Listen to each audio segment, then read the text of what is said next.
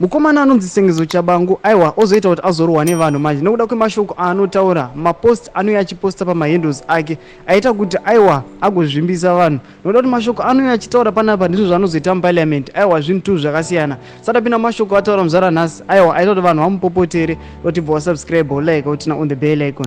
Vanhu Sengezo Tshabangu munomuziva kuti aiwa Sengezo Tshabangu anoita zvisati zvakamboitiwa aiwa asi zvichitofufiliwa. Anouya paindo pake onyora achiti it must be very clearly heard that during my tenure as the government conduct person in both the lower and the upper house of parliament opposition, I will not tolerate any element of disunity, divisionness and the lack of tolerance.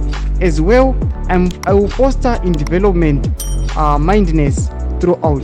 Mashoko anataura Sengezo Tshabangu achiti panapa I will foster unity, ndichaisa unity between ma opposition parties, achiti hapana kana division ichamboitika nesingatolerative zina basa.